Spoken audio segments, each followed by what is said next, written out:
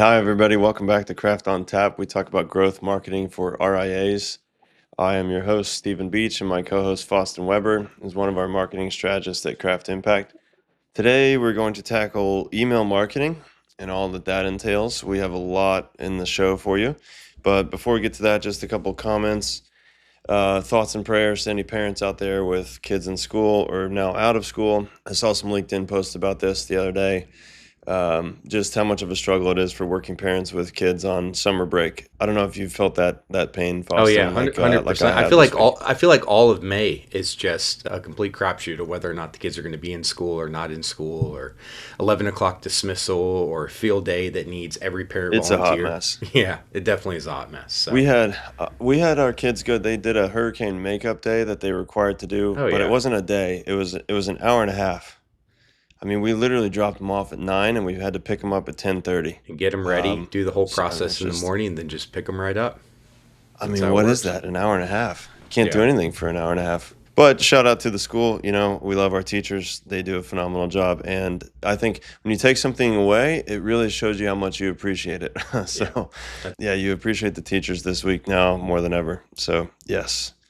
All right, let's jump into email marketing. Today we want to talk about a few different topics within the world of email marketing. I'm gonna try to not say the phrase email blast. That's just a personal pet peeve of mine. If somebody says email blast, I immediately stop listening because we're not blasting people. That's the opposite of personalized, good, relevant marketing. We're not blasting people with anything. We're trying to reach them with a targeted, relevant message. So within the world of email marketing, I tackle a few topics. For which audiences we're talking through, for what topics we're going to lay out, different use cases for email marketing, best practices, and what did I miss? Maybe some inspiration for what you can include in your email newsletter. What else did I miss, Faustin?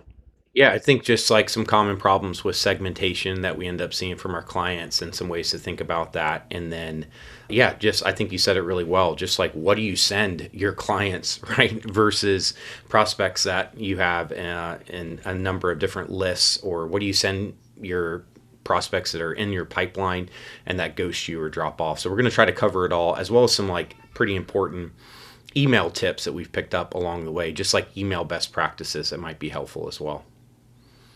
Okay, excellent. So first step, maybe if the question is, yeah, how do I effectively email market to my clients or my prospects or Yeah. people that I've talked with in the past, but I'm no longer in touch with? Where do you start? Uh, Maybe we show a visual as we talk through this, so yeah. so we can make sense of it. I would say too, I think it's important just to like talk about email as a channel to start, Stephen, just because I think, email marketing is one of the oldest channels, and there's so many hot new social platforms that I feel like are coming up every year, right? Who knows how many more social platforms President Trump will create, right? So I feel like email is one of these These are oldest big, is a beautiful social huge, platforms. beautiful social platforms that he's going to Yeah, big generate. and beautiful. Yeah, I But love it. but I would say like email just gives you like a sense of control, right? That social media doesn't. I think it's important to focus on that. You're not at the mercy of the algorithm changes, right? Like if you put all your time and energy into marketing around LinkedIn, for instance, and LinkedIn pulls out the rug from underneath you, like they have over the last like 6 to 12 months for creators, you're in trouble. And I think email just gives you that like control and ownership, that direct access that the social platforms do not.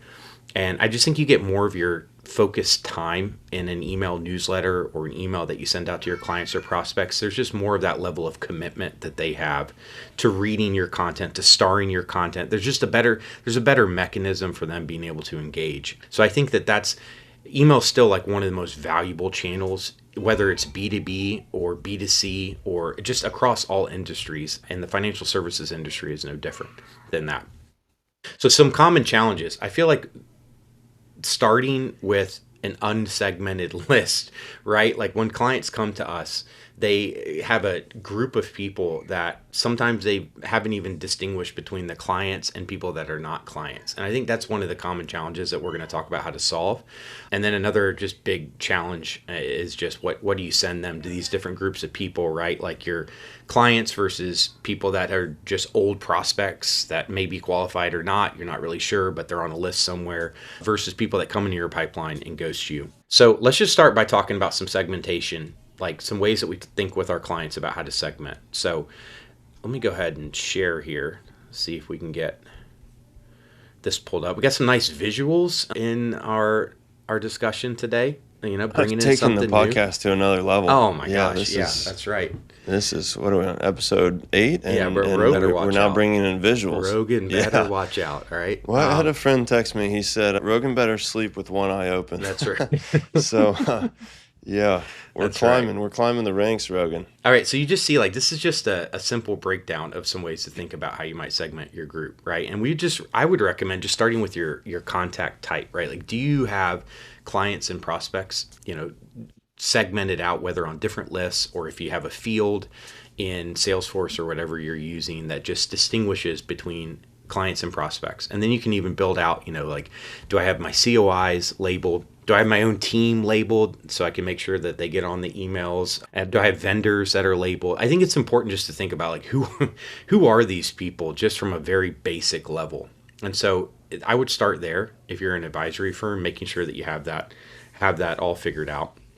And then the next stage that we help our clients with is thinking about, okay, who are these personas themselves, right? Like small business owners versus executives versus tech professionals versus attorneys. I also think it's important to have like your pre-retirees labeled. And this is going to be on like a firm to firm basis based on who you're wanting to target.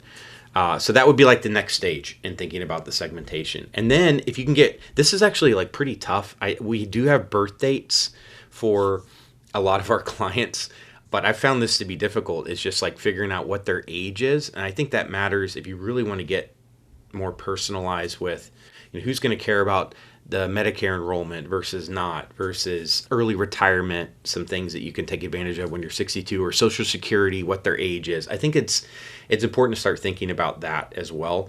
And that's a little bit more difficult. Perhaps that's down the road. I think if you just focus on pre-retirees first, that would be a good thing. And then also just retirement status. I mean, a lot of times with our clients, we're sending them, when clients come to us, they have a lot of clients that they want to send out pre-retiree information, but then they also have like clients in their 70s and 80s that are already retired. So it just like creates a little bit less than ideal experience. So just having them broken up so that that if you're sending that kind of content, it can go a long way. Am I missing anything here, Stephen? Like, what do you think about this in terms of the prioritization, I guess I would say, in the segmentation?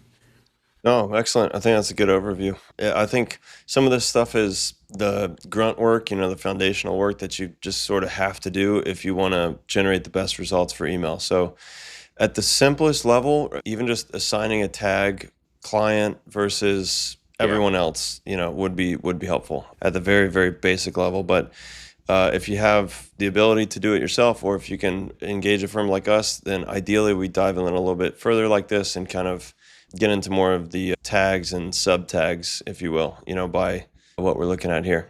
Yeah, I would say that one of the ways that we help with this is just like pulling in all your contacts into a spreadsheet and just sort of helping work through, whether it's like a client service associate in your firm or somebody else, just like, just doing that data input, that data entry. So a lot of times the founders that we're working with directly, whoever the champion of marketing, is not going to have to handle this. It's more one of the service associates that can kind of go through, and we guide you through what these fields look like, I guess I would say. And so since we're handling the email marketing platforms, a lot of times, like, we build the lists and everything. It's just thinking through strategically what you want to start with and how you want to go about breaking up the list so that you can send the most applicable content to you. Nice. I'd say too. Yeah, let me just add one. Yeah, go ahead. Oh, go ahead. I would just say too No, that it's your birthday today. You get to talk first. Kitsies.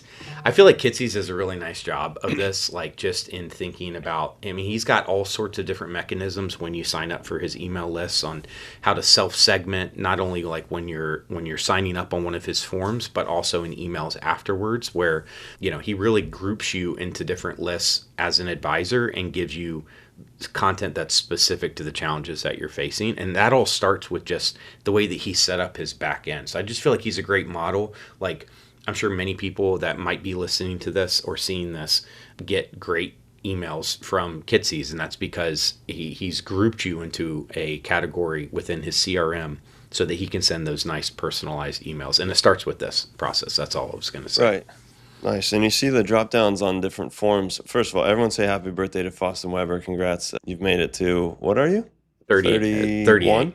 38 years young. Oh, 38. Oh, Yeah. man. Okay. Yeah. Getting up there. That's right. Catching up to me. Yeah, the forms that have the drop downs that even I'm sure everybody's filled out these forms that say, what your job title is, or for business owners, it might ask you how many employees you have, that kind of thing. Yeah, they're segmenting you on the back end. And so that just for the purpose of sending you more relevant content so that you engage with it more than you would otherwise. Let me just add one thing too here. If you have an old list, like we get clients that come to us with, a list that's been kind of gathering dust, or, they've got it from a previous firm that they just haven't really been able to use. Pretty quick, inexpensive step to run that through would be a tool called NeverBounce or Unbounce. Sorry, NeverBounce, which tells you if that email address is still valid or not. And it's really cheap. You can run thousands through it for, I don't know, $50 or something. So it's a good way to just make sure that we're not, doing this segmentation work on emails that don't even apply anymore because people have moved jobs or, changed email addresses or whatever it may be. So yeah, that's a quick kind $40 of hygiene tool. $40 for 5,000 emails. Okay, so nice. Yeah. just rock and roll, sending your list through, even like some of your clients, right, that you think have been getting an email, but you haven't been checking in, and they actually haven't had an updated email in the last year. I mean, it's good for hygiene for a lot of different circumstances. Yeah, big fans of hygiene over here. Yeah. Okay, so what do you send them then? Let's move into that. So Sure. we've got different buckets. Let's start with the current clients. We always want to start with the current clients, marketing to our clients, and just in general as our approach. So let's put a lot of focus there. What do we send our current clients? And I think most commonly what we hear would be market commentary, investment commentary, either on a monthly or quarterly basis. A lot of firms are at least doing that. They may or may not be doing more, but that's kind of where we're starting. So what other ideas do we have? How do we approach that? Like Faustin, maybe just talk through that a little bit, how we've done it for clients in the past or currently. Yeah, again, the investment market events, like market updates, commentary, I mean, that's really important to continue doing, right? At least on a quarterly basis. We do have clients that like to send out something on a monthly basis. I would say too, like you need to be prepared to be able to send out communications for any sort of like major market events, like the tariffs in April, the tariff announcement that caused the market to drop, and there was a lot of chaos and confusion. I think being well equipped to be able to send out some communications around that is key, and that can go out to everybody right on your list, but especially to your clients who are going to be asking those questions about what's happening and what's going on with my money. I would say too that like it's nice to be able to add a little variety into what those investment commentaries can look like. So the written text is really valuable, but I would encourage people to experiment a little bit with video when it comes to communicating the key insights, especially if you're working with a group of clients that is super busy, right? In the, corporate executives, for instance, that don't have the time. And we've heard it from interviewing our clients that they might not read the market commentary all the way, but the ones that are sending videos out, they sort of like listen to them in the morning as they're trying to get ready for work, almost as like a little mini podcast, right? So I would consider that as like a really valuable addition that you might be able to add, and that's something that we've helped a lot of clients with. So have the written commentary there, but then share out a video. You can put a little thumbnail where people know to click, and then they can just listen to your 3 to 7 minute video talking through some of the key points that you're making. I would also say, like, in addition to the investment commentary, just think about like what your advisors, what you're being asked, like the challenges that your clients are facing and the current questions they're asking, and also your advisory team, right? And I think a lot of times this ends up being seasonal.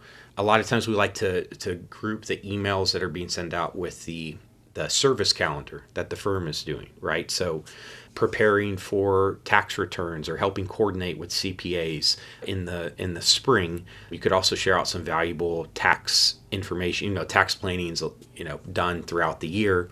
It's a relevant topic, right? Beginning of the year, resolutions and setting goals, right? That's another good opportunity to share out some thought processes, some thought leadership around that you can either link back to your blog or just share it right in the email itself. We feel like retirement planning content is pretty valuable in the summer months when there's a little bit of a lull. We've seen a lot of great benefits election information go out in the September timeframe, right before a lot of these companies will open up their benefits election period. Also a great time, depending on your audience and your client audience, around Medicare, when that happens, when those, you elect the Part A, Part B in October. End of year tax planning always gets a lot of great interest as well. So, think not just about the investments, but also, especially most of our clients are, holistic, comprehensive financial planning service offering firms. Think about all the different challenges that your client service team is helping with and see if you can coordinate that. Because I feel like, it actually adds to the service level, right? Where you're able to communicate to a big group of your clients about the same thing that your individual advisors are talking about. It just helps supplement the points that you're making. Anything there that you would say, just with the seasonal approach? Does that make sense, Stephen? That makes sense. I think next, maybe talking about highlights, awards, Yeah. individual spotlights, new employees, that kind of thing. Sure. Yeah. And so, it's not just all detailed financial planning content all the time, right? I pulled up a couple of examples from one of the firms that we work with, especially our bigger firms. There's constant movement, I think, in the individuals that are working with clients that are client facing. And so just sharing those updates goes a long way with clients, just giving them an update on the new client service associate they're going to be working with, or a lot of times advisors will be continually getting new certifications, right? Like the RICP, or let's say an associate that you have gets their CFP, right? And you want to share that. That goes a long way with your clients to demonstrate that you're, continuing to focus on creating more expertise with your team, and also just giving them a better experience so they know who they're talking to when they call. And I'd also say your email, setting up a consistent cadence in your emails that you send out to clients allows you to throw in these rankings and these awards and these recognitions that you get as well. A nice blend of client team updates with awards and different things that are being shared about how your firm is recognized, and also financial planning and investment topics. You have this nice repertoire of engaging content that your clients are going to appreciate. Only other thing I'd add maybe would be, just big firm changes. We've had a couple firms add a custodian in the past. And so, like you said, it's reflective of what the client service team, what the advisor is telling the client in their meetings, but it just is a supplement to that, sort of to reinforce the message, to make sure it's nailed down, why we, for the custodian example, why we're adding this custodian, what it means for you, what it means for us, how it's going to work. And sure, those conversations are happening, live on Zoom or in person, but it is nice to have kind of written communication about it as well. A lot of clients, I think we've gotten the feedback that the end client enjoys, kind of getting it from different formats. And I think overall, it's part of the change experience in that case, if you're making a big shift like that as a firm. Yeah, I love that. One thing we didn't pull up any visuals for this, which this would probably be the biggest one that you would need a visual for, but just how to structure those emails, I think is sometimes clients come to us for a direction on that. And you can go a number of different ways, right? We like sort of a panel approach to start, right? Where at the top, you just say, hey, here's what you're going to see in this email, and just have 2 or 3 highlights up at the top with the links so that people don't even have to scroll to see what you want to emphasize the most. So just throw it up there hey, we're going to recognize this individual for getting their CFP. We have this nice like Medicare planning topic for you to think about as you head into October, and we got this firm award. And so then you're able to communicate very quickly exactly what you want them to see. And then, we have like short panels with a short like a description of what they can see with visuals throughout, where they can click into a longer form blog post or see, the award criteria. So you have like smaller segments, and then you set off different, parts as you work throughout. But something that we're also seeing is blending in longer form text content as well can be a nice way to, keep them in their inbox. I mean, we've seen this rise over the last year of people, especially in our younger demographics of clients, like to stay on the platform that they're in. So they're on their email client on their phone primarily. Some of our older clients are still like predominantly desktop users. They want to stay in their app, or they want to stay in their inbox. And so, it's okay to link out to different content that you have that you've shared, but also it's okay to provide a lot of value in the email itself. So the best, I think, thing to do is just to have a nice mix of those, like the nicely polished, panelized emails with a lot of visuals, and ones that are more text centric that keeps them in the platform themselves, more of like a traditional like old newsletter or blog article right in the email. I think a nice mix of those can go a long way in providing a nice experience for them. Yeah, nice. It used to be, so I'd summarize that by saying like a table of contents with links down to the content inside the email, so that, you can kind of have the executive summary, table of Yeah. contents, and then if you want to click to specific pieces, you can just scroll down or skim down. Add a visual to that too, to this video, to all of our thousands of listeners. If you are listening to this, we have it up on our YouTube channel that you can watch and see the actual visuals themselves if you just really want to Yeah. get that Or experience. on Spotify. Get the full experience on Oh yeah, on Spotify as well. Spotify as well. Nice. Yep. um, Yeah, we're everywhere. okay, and then the last thing I'll just say is that it's nice to have a mix of, if you're a bigger firm and you have a number of individual advisors, it's about figuring out that balance of like, what does the firm send out, right, to announce, versus what does the individual advisor send out. So, we feel like it's best when the firm is taking on a lot of those communications that are more of like the content specific pieces and the firm announcements. But then the individual advisor, you're having those one-on-one conversations with your clients, those one-on-one emails. But if you can send out quarterly, or at least like bare minimum annually, personal updates about you to your clients, like what's going on with your family, and a couple of pictures, like sort of what you're pursuing in terms of your professional development, those go a long way. And if you're like if you're a smaller firm and you're just like one founder advisor and you have all of your clients, put those into your main emails. I mean, they go a long way. That's what your clients care about, right? Because it's such a relational type business. Would you Yeah. say that, Joel does a Steven? nice job of that. I'd say Joel from Certus Wealth Management out in California, he includes a nice, just sort of personal note at the top, and saying something about what he's been doing over the summer, what he's planning to do over the summer, or the trip he just made with his kids, and maybe he'll share a picture in there, and then it's kind of, we've got what looks like his signature, right? So it just feels like very personal before you move into the whatever the planning topics or the pre-retirees topic, whatever the content actually is, just kind of a very personal note that way. So that gives a good touch. Yep. Nice. Okay, so why don't we talk about the the prospects, right? Or the old lists that you've run through Never Bounce and you remember potentially meeting with them 7 years ago or something like that, versus, the ones that just came in and you have no idea what you're even doing with them. Let's talk about what to send them, because that's different than clients, right, Stephen? Correct. So these are people that you're not currently talking with about, you haven't had a discovery call with them. They probably haven't heard from you in 6 months or a year or longer. Yeah. They haven't seen your firm or your brand. You haven't talked to them.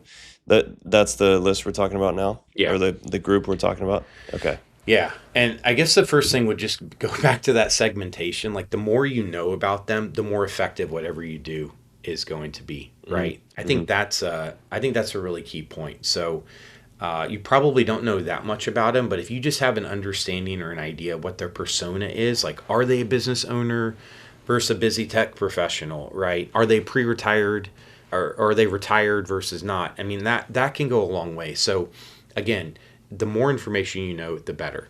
But understand, it's pretty common not to have that much information. Hmm. I like to try to think about email in these groups. Like your email channel is just an extension of it's just a distribution channel that's an extension of your overall content strategy, right? Your overall firm strategy. So I would prioritize those people in your list that you have at least a decent understanding that they fit the persona that you're also trying to target with your other marketing.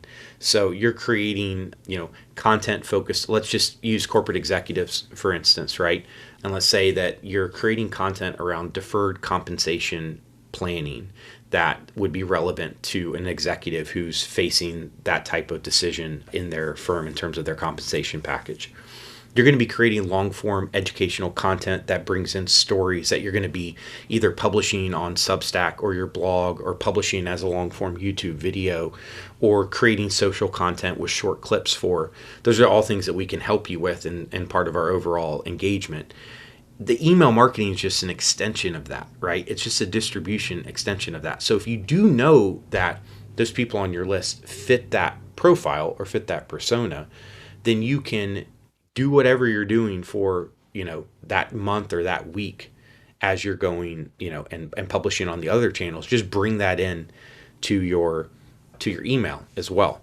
You can see here on the screen, this is an example of like how we might structure our content pillars for a target audience. This is not corporate executives necessarily, but this is something that we have put together for another client.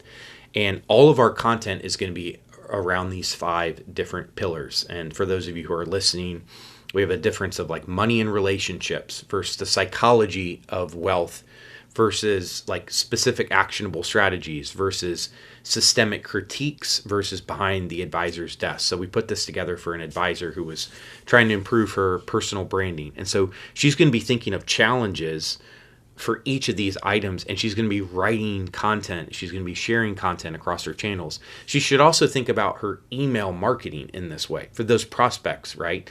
Like if the same thing that someone might engage with on Instagram is probably going to be a similar thing that they might engage with on email, and you can go into a lot more depth.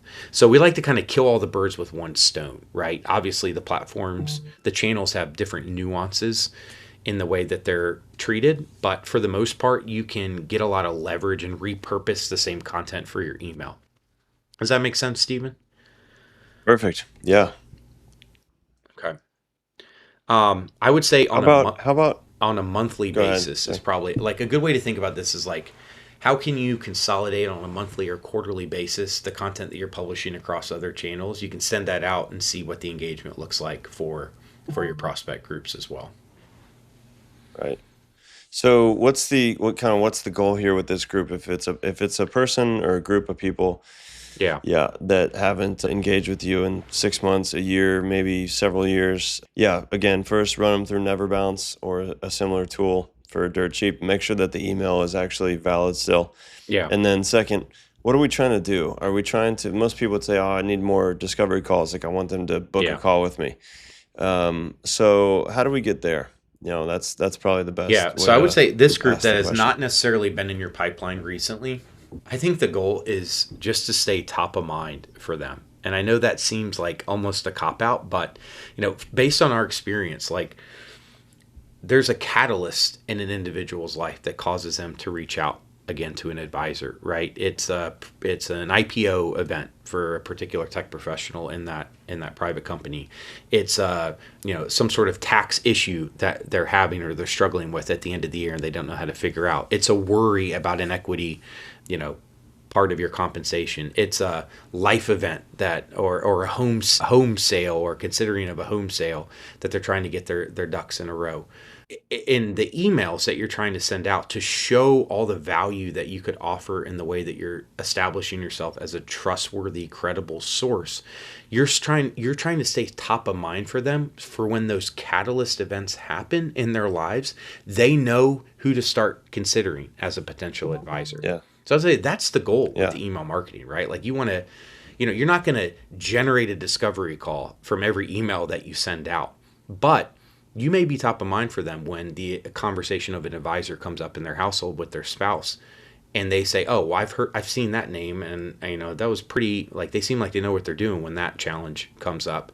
And that's what's going to prompt them to reach back out to you. We've seen this happen with clients, right? Like, that have followed social media channels from a year and a half ago and have opened all the emails that are coming out to them, those newsletters that are coming out to them on a monthly basis. And then something happens in their life 7 to 8 months down the road, they reach out and book another call, a discovery call. And, that's just the Like, power. I would think that it's, have happened would that have happened without the email? Probably not. I mean, maybe, but like most likely not, right? Because you just weren't top of mind that whole time. And they may never engage or respond. That's the hard part. You have to trust that you have to get little pieces of feedback so that you can trust that it's working to some level, because they may never write back and say, "Oh, I love your emails. Now's not the time for me, but please keep sending them to me." They're not going to say that. So yeah. you have to put this system in place and run it against hundreds or thousands of people, and then we'll see the results. And again, that's what we've seen in the past, and that's part of why we're talking about it, because it does work, as long as we do it in a consistent way. Yeah, and I would say, 80% of the content that you're sharing with them should be about their challenges and how you might solve them. But I would say like 20% every now and then, right? And this could even be in like every monthly email, just at the bottom, throw in a little value prop or comparison point, right? Because you are going to have a lot of people on this list that are working with an advisor currently, and you want to be able to capture the demand that happens, or even maybe create some demand if they're feeling a frustration point with their advisor, right? Or if they're annoyed that they didn't get any communications about the tariff announcement and they don't know what's happening, and you're sending communications out, right? And they're seeing how you're handling it. That's a good way to create the demand itself and take advantage of the challenge that they're having. And so if you sprinkle in a little bit of that, what we like to call bottom of the funnel type of content, like, here's how we're different than in the space, or here's how we solve your specific challenges, not the actual educational content itself. It can go a long way with doing that. Yeah, we've seen that.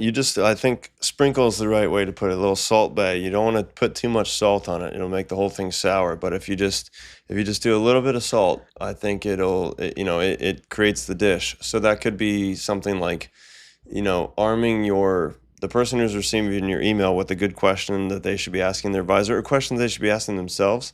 We've seen Yeah. our clients do this, like, hey, if your advisor isn't asking you about this and this and this, if your advisor isn't helping you plan, for taxes next year, starting 6 months prior, 9 months prior, then, you should be thinking about that. Like, it should be so it's tough, because you don't want to throw shade at people, but it's also, you do want to help. So I think if we position ourselves as we're helping them, they could stay with their advisor, but now they just have more, information to work with.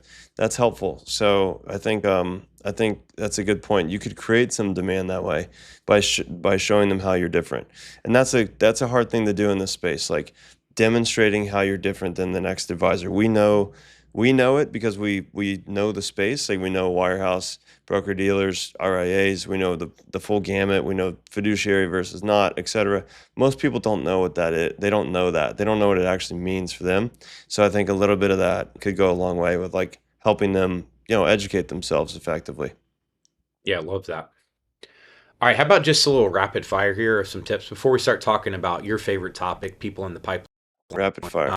Oh, hell yeah. Yeah. Are we allowed to Yeah. say hell on this podcast? Okay. Yeah, rapid fire tips. Perfect. Okay. All right, hold on a second here. Okay.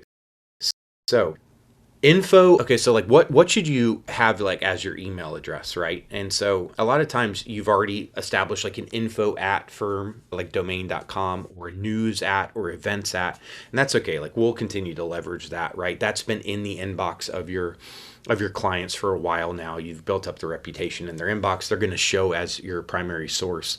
But we're seeing that, especially with all the changes to the apps, like, that segment your emails into like the primary inbox versus email newsletters versus promotions, that it's much more effective to have a name that you're sending from. So if you're starting out from scratch, definitely would recommend like foston@craftimpact.com to be the email that you're sending from. So position your managing partner, position your founder, position, whoever it is, if you're just starting out. That's going to get in the inbox in at a much higher likelihood than like an info. Now, for the firms that are listening to this that already have that info, it's okay. Like, we can work with it, but just generally speaking, if you're starting out, we're seeing the name to get a lot more engagement.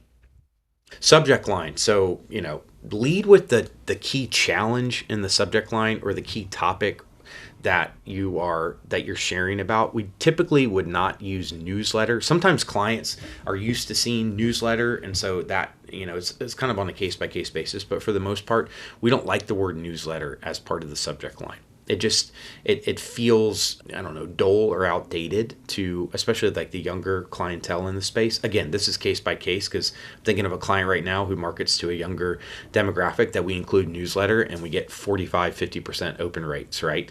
But generally speaking, it's not as effective to use the word newsletter. And then a data point, so those investment commentaries that you're sending out, include a data point from your investment commentary as like the lead part of the subject line.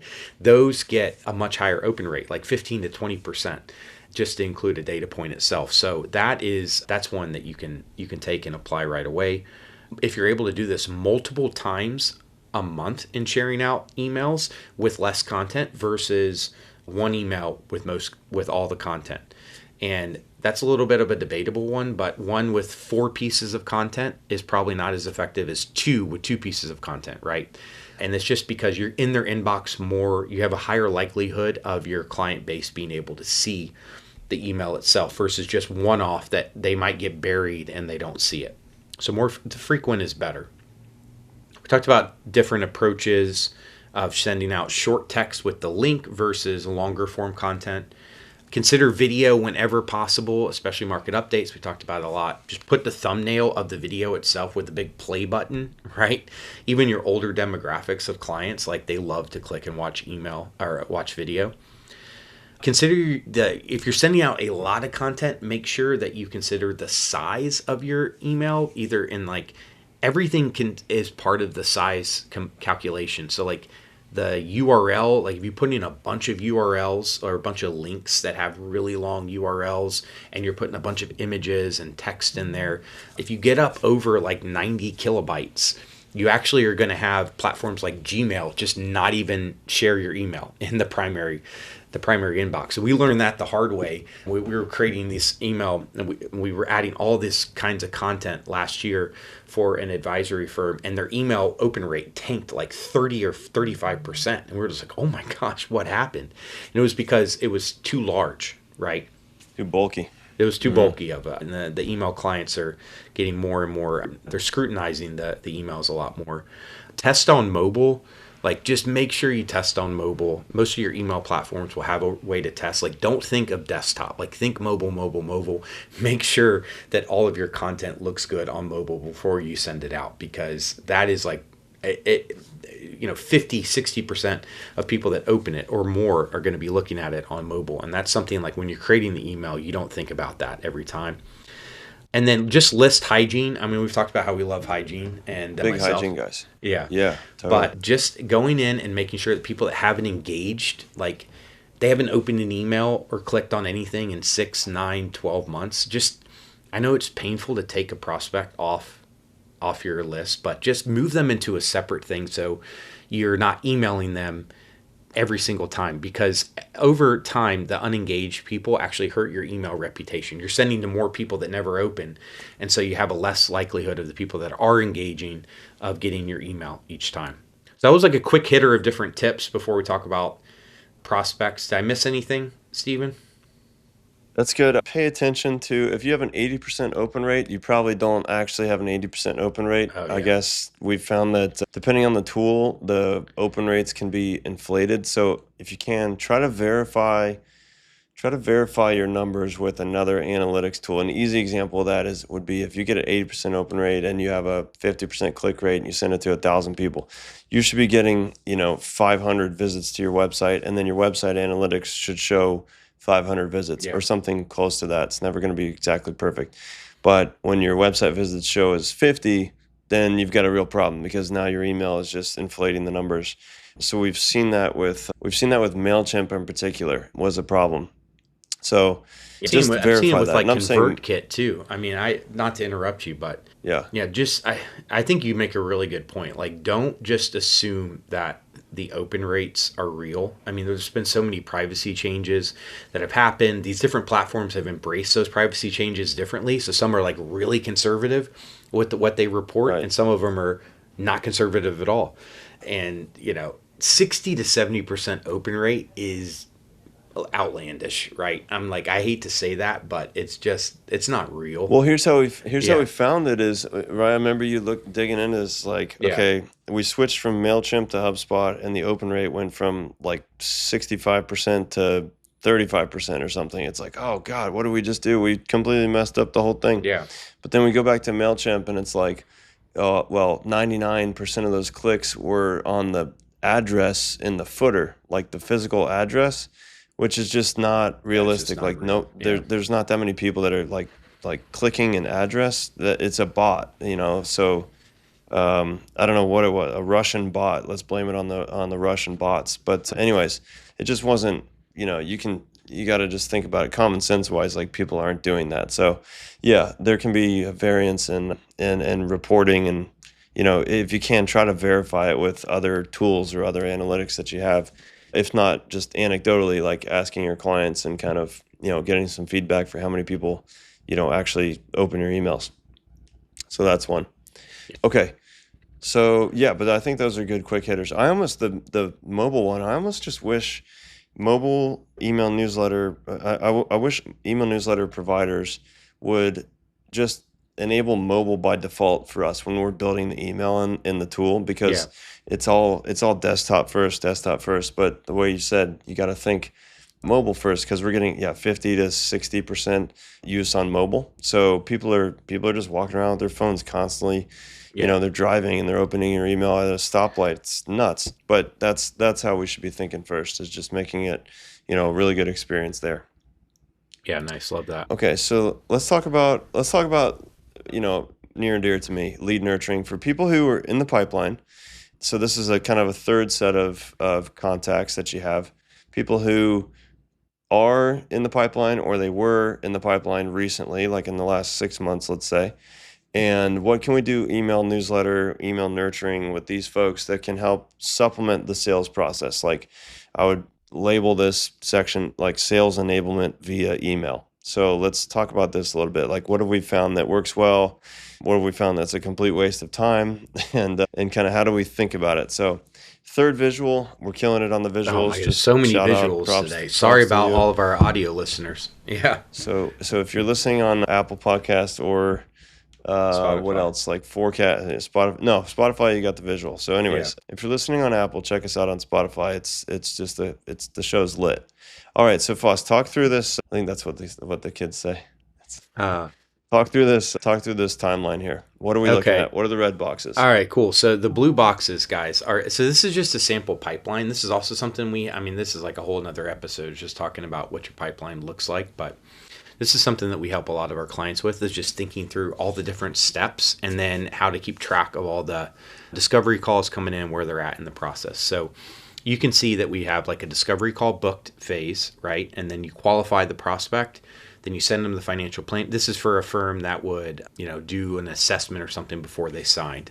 And we have firms that do things much differently. They ask for a contract after, an initial call and then do the financial planning legwork. But we also have clients that do like a preliminary plan, right?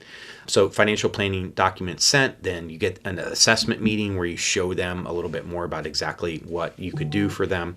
Then you send them the account paperwork. They come in, you say, okay, they've signed the documents now, the assets are in transfer, and then finally like closed one, right? The assets are within the custodial account, and now you're officially managing them. So this is just a sample pipeline, and there's points of friction here where your prospects will drop off. So you can see those in the red boxes.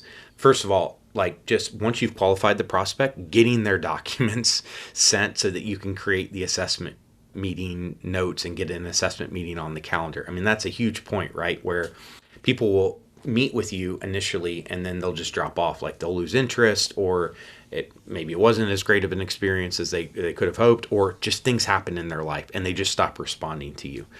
And then there's also a point of friction of just like people needing more time, right? Like they may love you, but they're like, oh, I'll circle back with you. This is not the right time. Like I'll circle back with you in 6 months or 12 months.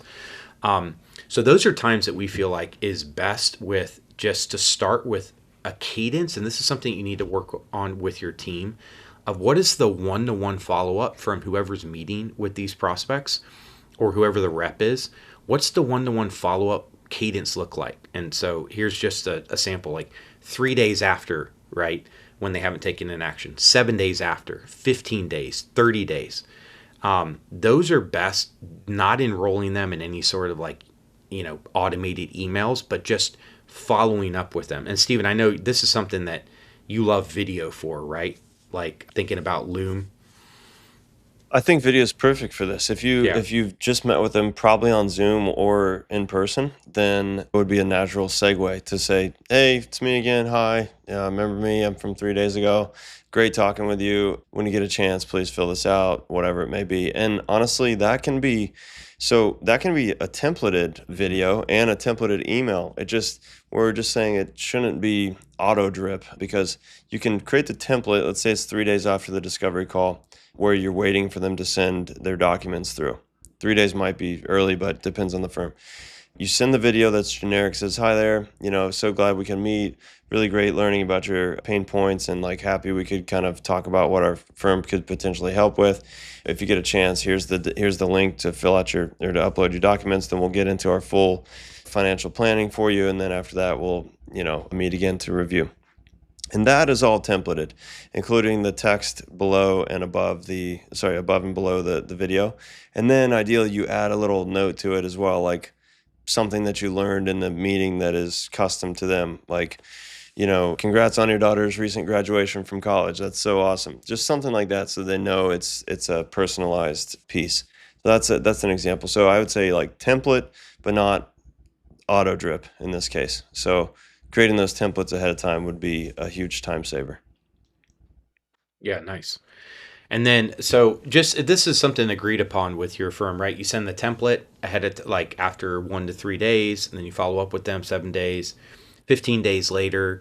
If you want to be really sophisticated about it, you can share an article or a news story that reminded you of them, right? To just check back in with them. But then there's probably just an agreed upon day or time after like 15 or 30 days, and probably 30 days, I would say, is probably the time that you want to think about like shifting from the personalized follow-up to just staying top of mind. And that's where you see on our pipeline here, that yellow quarterly email drip, could be monthly email drip, where you would move them into that pipeline or that stage of the pipeline, and then they would get some sort of automated follow-up that you've already put together. I'm helping a firm right now with this exact thing, where we'll just have a monthly email that goes out. Once they hit a certain stage in the pipeline, the managing partner is going to drop them in that stage, and then it just queues them up for an email every month for like the next 12 months. And it's the same kind of goal as what you were talking about with what we were discussing with our old list, right? Where you just want to stay top of mind for them if they ever have the driving point, right, of reaching back out to you and booking another call. Perfect.